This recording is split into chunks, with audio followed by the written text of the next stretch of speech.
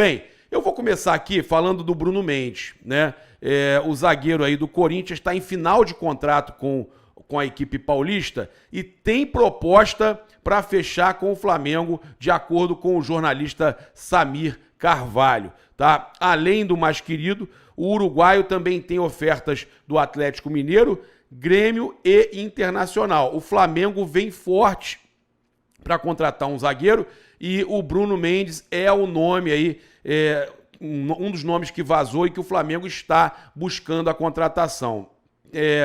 Temendo aí perder o zagueiro de graça, o Clube Paulista tenta cobrir as propostas por Bruno para, enfim, fechar com o atleta uma renovação, tá? Então, o Corinthians corre contra o tempo, tenta uma renovação com o Bruno Mendes, né? E aí, com isso, o Flamengo vai aguardando aí a possibilidade de contratar o zagueiro e eles estão tentando se defender. A gente teve aí o Ekrem Conor, jornalista internacional, trazendo aí exclusivo. Sporting de Portugal está interessado no Flamengo, no jogador do Flamengo, o Wesley, de 19 anos, né? O lateral direito do Flamengo. A gente conversou recentemente com o staff do atleta e o que nos falaram é que tem sim interesse de clubes da Europa. O Pablo Rafael Rua, também jornalista, que me procurou aqui para avisar que, olha, duas situações. Uma, a gente já tinha apurado que o sorteio do mando de campo da final da Copa do Brasil vai ser para o final de agosto, agora, né? Estamos entrando na reta final de agosto, mas não vai ser nessa segunda, como se previa. O sorteio é no finalzinho do mês. Então, ele me chamou hoje falando, eu apurei aqui. Eu falei para ele, não, a gente já tinha trazido essa informação. Inclusive, eu falei com o Rodrigo Paiva, que nos passou essa informação. E com relação à questão do Wesley, eu conversei com o staff do atleta, porque eu tinha descoberto e eu confirmei. O Brighton, Brighton lá da Inglaterra, né? O time da Premier League, inclusive estava em segundo lugar, não sei, eu não acompanhei, não vi como é que ficou essa rodada, mas o Brighton estava interessado na contratação do Wesley, lateral do Flamengo, iria fazer uma proposta e tinham outras duas equipes grandes da Premier League interessadas na contratação do Wesley. E hoje surgiu essa informação do Ekrem Conor do Sporting, porém, segundo o Pablo Rafael Rua, não houve proposta pelo Wesley de Portugal, tá? Quer dizer que não tem nada? Não. Ele pode ter uma informação que eles estão interessados, mas proposta nesse momento pelo Wesley de Portugal não tem. O que tem é interesse e proposta a ser feita pela Premier League, né? A gente está aguardando aí para mais informações e para trazer para vocês. Cara, uma situação aí que tem dado o que falar é a questão do gramado do Maracanã, né? Muita coisa se falando. No programa aí Posse de Bola, o Mauro César falou sobre a atual situação do Maracanã, falou 2 times jogando é difícil. Com 3 fica quase impossível. O Flamengo assumiu o estádio, consertou tudo, botou refletor, gramado, consertou o que tinha que consertar. O Fluminense chegou junto. Eles estão mantendo o Maracanã há muito tempo. Não é o dinheiro público que está mantendo o Maracanã. É vergonhoso, realmente, Mauro. É vergonhoso, né, o que fazem com o Flamengo no Maracanã. Isso é um absurdo, né? Aí vai lá na justiça, joga e ainda vem com um papinho de que inquilino não é dono. Flamengo que sustentou o Maracanã, o Flamengo que botou o Maracanã, que fez tudo no Maracanã. E o gramado não está aguentando e vocês ainda ajudam a destruir. Ele fala o seguinte, a culpa também é do Flamengo e Fluminense que ficam reféns do Maracanã, principalmente o Flamengo, que já deveria ter dado o pontapé inicial na construção do seu próprio estádio, definindo pelo menos o local. O Fluminense tem um jogo internacional na quinta-feira importantíssimo contra o algoz do Flamengo, que é o Olímpia. E vai jogar no gramado pior do que já estava antes. Mas a culpa é especialmente de Fluminense e Flamengo, que já deveriam ter abandonado o Maracanã. Que vire um elefante branco e os políticos do Rio vejam o que querem fazer. Tomara que vire um elefante branco. O Flamengo deveria construir urgentemente o seu estádio, né? Mas o problema é que o Estado também atrapalha. O Estado é uma vergonha também, né? E aí se dizem flamenguistas e tudo mais, mas não ajudam, né? E o prefeito vascaíno faz de tudo para atrapalhar.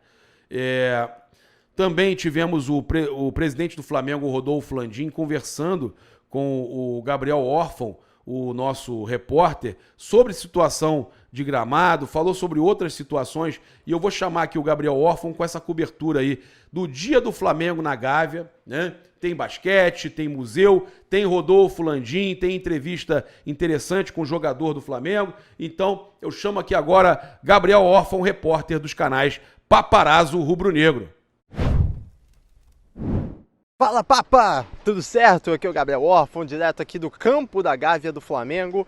Estamos aqui dentro da sede social do Mengão, aqui na Gávea, zona sul do Rio de Janeiro, onde tivemos um encontro com o ídolo Nunes, junto aí de um passeio muito legal no novo Museu do Flamengo. Eu ainda não tinha vindo ao novo Museu do Flamengo, achei sensacional, muita coisa maneira, vale a pena o torcedor vir. A gente vai mostrar nesse vídeo algumas coisas do museu, não vamos mostrar tudo para não perder a graça, mas sério, você que mora aqui no Rio de Janeiro, que está de passeio para cá, não perde tempo, o Museu do Flamengo vale a pena demais.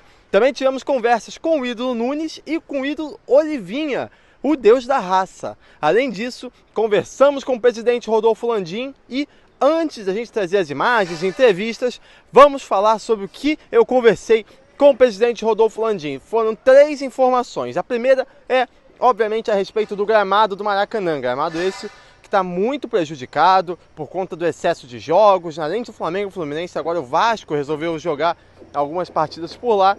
Então, eu conversei com o presidente Rodolfo Landim sobre isso. O que ele me falou é o seguinte, que nesse momento, enquanto eu estou gravando o vídeo, tem gente do Flamengo lá no Maracanã, de olho nessa grama, pensando nas melhores formas para se recuperar. Óbvio, não é fácil, são muitos jogos juntos por lá. Então, sério, o Flamengo está tentando, o Flamengo está com representantes agora no Maracanã para avaliar essa situação da grama, mas a gente sabe que não é tão fácil assim, especialmente pelo acúmulo de jogos. Além disso, conversei com ele sobre os jogos que serão disputados em outros estádios, lembrando que o Maracanã ficará por um mês aproximadamente entregue à Conmebol. O presidente Rodolfo Landim me garantiu que o duelo entre Flamengo e Santos no fim de outubro, a ideia é que seja realizado no estádio Mané Garrincha em Brasília. O Flamengo já abriu as conversas e já estão negociando sobre a possibilidade de mandar esse jogo contra a equipe paulista no estádio Mané Garrincha lá em Brasília, pelo fato do Maracanã estar entregue à Conmebol para a final da Copa Libertadores. Os outros jogos, né, tem duelo com Vasco, tem duelo com Red Bull Bragantino, tudo isso ainda será reavaliado sobre em qual estádio ocorrerão. Além disso, eu conversei com ele sobre a questão do técnico Jorge Sampaoli, que mesmo na final da Copa do Brasil, mesmo com a vitória de ontem, a equipe do Flamengo não vem apresentando desempenhos assim esperados, né? Vem apresentando jogos abaixo da média, mas o Landim me garantiu que o Jorge Sampaoli segue com o respaldo da diretoria e segue no comando do Flamengo, pelo menos por enquanto, para os próximos compromissos. Então, essas foram as informações da minha conversa com o presidente Rodolfo Landim. Agora fiquem com a entrevista com o Olivinha, com trechos aí do novo Museu do Flamengo. Tamo junto, Papa. Tô aqui, claro, né, usando o manto do Papa. Esquece, não tem jeito, para dar sorte sempre. Uma vitória, né? Importante. O Flamengo venceu a equipe do Curitiba, mas jogando muito mal, né? Num todo. Fez até uma boa apresentação num período no primeiro tempo, mas no segundo tempo um time bem aquém, bem abaixo, desesperador até em alguns momentos, muitos erros técnicos, táticos, e obviamente os erros táticos também ficam evidentes, os erros pessoais, né? Os erros individuais. O jogo não foi bom mais uma vez, o Flamengo venceu, não convenceu, mas reduziu a vantagem em 2 pontos, na verdade, porque o Botafogo pontuou em uma oportunidade contra o São Paulo no Morumbi. A diferença hoje cai para 13 pontos, o vice-líder é o Palmeiras com 11, o Grêmio, que estava à frente do Flamengo, perdeu na rodada de virada para o Santos, e o Flamengo não joga no meio da semana. E já deixando aí essa deixa e passando a oratória para o Deco, quero também a opinião dessa galera do chat. A semana está livre, Gabriel e Deco. E geralmente, quando o Flamengo tem uma semana livre, o desempenho, inacreditavelmente, ela diminui. Eu espero que isso não aconteça, porque se diminuir o desempenho do Flamengo com uma semana de treinamento, aí é dose para mamute. Lembrando que o próximo confronto do Flamengo é no Maracanã, domingo, se eu não me engano, contra o Internacional de Porto Alegre. Deco, Boa tarde, irmão. Julião Deco, só para passar para a galera aí, ó, o Chiquinho Sadia. Ontem o Fabrício Bruno entregou mais de uma vez. E também avisar que o Flamengo confirmou, abriu a venda aí para... Tá abrindo a venda, né, para o jogo contra o Inter no Maracanã. Já confirmou, então, o Maracanã, mesmo com aquele pasto, Deco. O jogo não vai para Brasília, não. Tá confirmado no Maracanã, tá? Boa. Boa tarde, Júlio. Boa tarde, Papa. Boa tarde, amigos do Tropa Rubro-Negra. Cara, primeiro tempo o Flamengo até acabou performando, né? Apesar que foi meio que um toma lá da cá, né? Aquele jogo totalmente aberto, exposto. O jogo poderia tranquilamente, acabou 1-1, poderia tranquilamente ter terminado 3-2 Flamengo, 4-2 Flamengo. Tiveram algumas oportunidades, o Matheus Cunha salvou o Flamengo em 2 lances. Mas o segundo tempo foi muito fraco. E a gente vai debater aqui a parte tática. Eu acho que as substituições do São Paulo... Pode começar, Deco, pode começar. A galera já está aí, já tem 2.500 pessoas querendo saber o que você achou da parte tática. Então, eu acho que ele expôs muito o time, né, cara? E com jogadores que a gente sabe que não tem esse poder de marcação, né? Quando ele faz todas as modificações, ele termina o jogo, né, meio que num 4-3-3, com o Thiago Maia sendo o único volante, Everton Ribeiro de um lado, o Arrascaeta do outro, o Gerson como um ponta, né? Ali o Pedro e o Luiz Araújo, né? O Gerson, a gente já sabe que não é um jogador que tem como forte a parte defensiva, né? O Luiz Araújo também, ele tem deficiências na recomposição.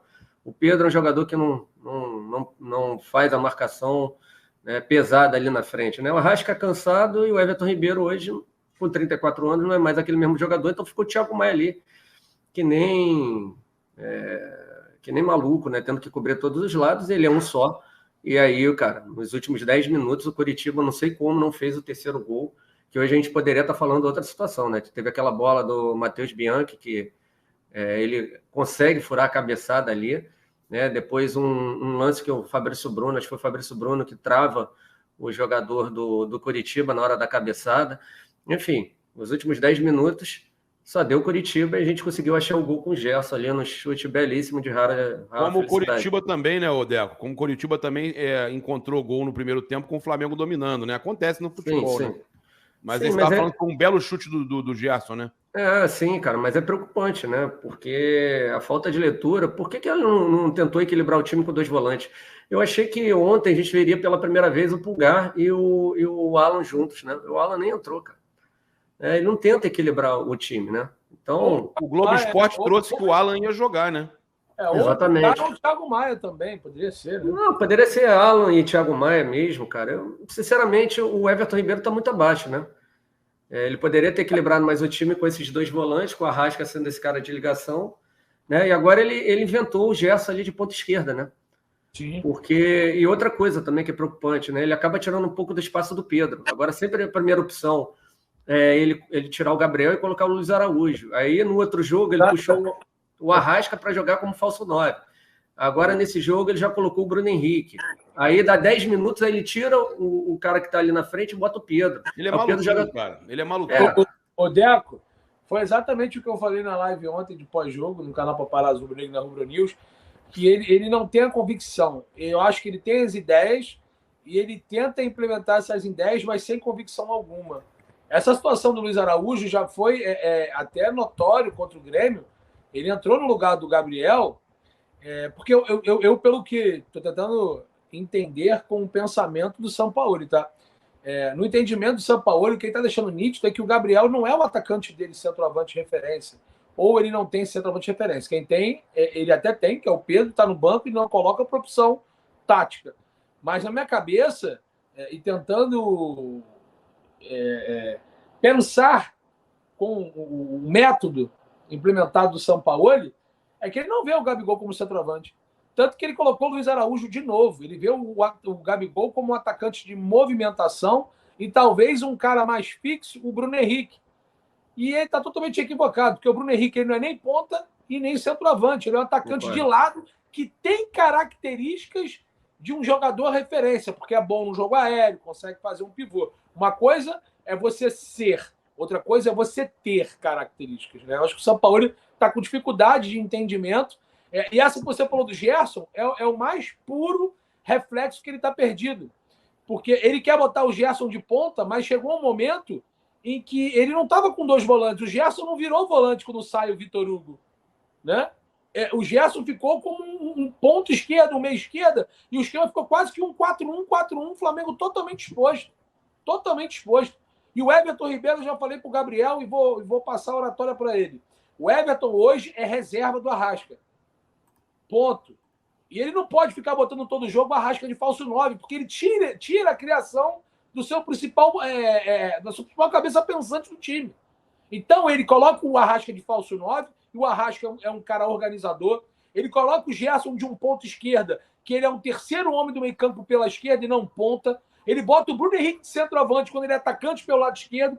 Ele tira até mesmo do Gabriel, que a gente tanto critica aqui, que às vezes faz uma movimentação errônea, mas ele não deixa o Gabriel dentro da área, onde ele talvez é mais letal. Ontem, quando ele começou com o Gabriel um pouquinho mais fixo, ele fez um gol de pênalti, ele chutou uma bola na trave, ele perdeu um gol com 1 minuto de jogo.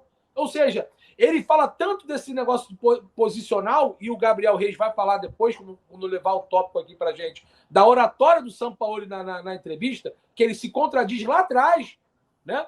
Ele não coloca as peças certas nesse possível posicional que ele gosta. E eu não estou questionando se é o certo ou errado para o Flamengo. Eu estou só colocando que, se ele é fã do posicional, que ele pelo menos respeite as características dos jogadores. Que ele não está fazendo isso. Não está fazendo isso, é a minha opinião. Olha aí, o Bruno Flá, estão falando que o Flá jogou bem o primeiro tempo, mas eu não vi isso, não. O único que jogou bem o primeiro tempo foi o BH. Tirando ele, todos estavam abaixo. O pessoal falando que... Não jogou bem, Papa, porque o Flamengo não tem equilíbrio, né, cara? Foi Flamengo... na base do Bumba Meu Boi, como colocaram aí, né? Exato, daquele tiroteio que a gente fala, né? E o Deco, você concorda comigo e com o Júlio, que ontem a gente estava falando na live, no pós-jogo, que o esquema do Sampaoli depende absurdamente de jogadas individuais do Bruno Henrique. Por causa do posicional dele, né, cara? Ele abre muito o Bruno Henrique ali, né? Ele já deixou claro ontem na entrevista que ele prefere o Felipe Luiz ao Ayrton Lucas. Aí, é um outro erro, padrão assim... do jogo. É um outro erro crasso, né? Dele abrir publicamente isso, na questão individual. É porque ele tem o Bruno, ele quer dar profundidade com o Bruno. Ele quer que o cara que esteja pelo lado esquerdo seja o construtor ali de trás, que faça a primeira saída de bola, né? E o Bruno está aberto ali pelo lado esquerdo e raramente ele flutua para dentro, né, cara? Você pode ver que raramente. Ele só foi para o centro do campo quando ele tira o Gabriel, coloca aí o Luiz Araújo, puxa o Luiz Araújo para o lado direito, traz o Everton para mais dentro, né? Para o lado mais central. Joga o Gerson para o lado esquerdo, ele muda totalmente o desenho do time, né? E o time não encaixou, cara. Aí ele tira só peças, tira o Pulgar, que estava cansado, tira o Bruno Henrique, com o CRF, que estava cansado. Aí, ó, time totalmente desorganizado. O jeito que ele quer que o Flamengo jogue, o Flamengo não está se adaptando, né, cara? Isso aí vai até o final da temporada agora, né? E falta pouco. E esse superchat aí, quem lê aí? O Guerreiro Rubro Negro, ele fala 3 coisas importantes para o ano que vem. Estádio próprio, técnico e preparo físico melhor. Eu acho que o preparo físico tem que ser pontuado. O Flamengo realmente cansou no segundo tempo. Estádio a gente sempre fala, né? Então eu prefiro nem opinar muito sobre essa situação do estádio. Cada hora são situações. É uma coisa que eu prefiro nem... Cara, o BAP falou do estádio, né? Mas do gramado, mas o que adianta? A justiça sempre vai dar ganho de causa para o Vasco, para qualquer clube, cara. Ele vai ter que pensar, se ele for realmente presidente do Flamengo no próximo treino, no estádio, cara. Não tem jeito, Júlio. Eles vão ganhar sempre na justiça, cara. E a gente vai ficar nesse disso. O estádio é porque é um assunto batido, é um problema crônico que o Flamengo tem que resolver. Então, tudo que a gente vier falar agora aqui, daqui a 10 minutos pode mudar. Então, é um assunto delicado, chato e que a gente espera que tenha solução. E sobre o treinador, aqui são opiniões. Ninguém aqui está para exaltar treinador e derrubar treinador. Você tem preferências. Eu acho, por exemplo, o Dorival um bom treinador, o Jorge Jesus foi fantástico no Flamengo. Eu vejo o Sampaoli hoje não conseguindo fazer um trabalho bacana no clube. E isso não me permite não torcer para o Flamengo, não querer o melhor para o Flamengo, ou opinar que, para mim, ele tem erros de leituras graves. E eu queria que o Gabriel, por exemplo, começasse a falar sobre por que a escolha dele do Felipe Luiz como titular de novo. O Ayrton Lucas está mal. Realmente está mal, entrou mal, não se ajuda. parece que esqueceu o futebol na seleção. Mas a questão do Felipe Luiz não é só mais técnica ou falta de técnica, é fisicamente falando.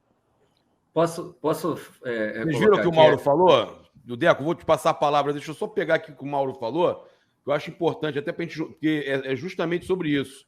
Ele falou: Everton Ribeiro e Felipe Luiz, eu já falei. Eu acho que estão no final. Acabou. No final do ano, para mim, encerra a carreira deles no Flamengo. O Davi Luiz também. Ou seja, deixando claro, o Flamengo não tem que permanecer, não tem que renovar com eles. Concorda, Deco? Não, com certeza. Isso aí ficou muito claro para mim naquele jogo do Olímpia, cara. A partida do Felipe Luiz foi tenebrosa. E sobre a questão do Ayrton Lucas, eu acho que o Sampaoli, né, o grande causador, não acho que, Júlio, seja a seleção brasileira, não. Da péssima, né, baixa na performance do Ayrton Lucas nos últimos jogos. Ele está jogando ali onde que ele não rende muito, cara. Sendo o terceiro jogador na saída de bola do lado esquerdo. Ele rendeu com o Vitor Pereira quando a gente não tinha o Bruno Henrique ali naquele lado esquerdo, e era ele que fazia esse corredor lateral, dando profundidade. E aí, qual é a solução disso, cara? Para o Ayrton jogar com o Bruno. Ele dá liberdade para o Bruno cair por dentro também, cara. E aí você ganha mais um jogador por dentro com o Gabriel. Aí você abre... Exato, e aí você abre esse corredor lateral para o Ayrton Lucas flutuar ali, cara, ficar o tempo inteiro indo e voltando, mas não. E aí, mas você lembra que eu falei? Rapidinho, Júlio, só para terminar o raciocínio, o que você faz para a saída de 3? Se ele quer Fabrício Bruno, Léo Pereira e Ayrton Lucas.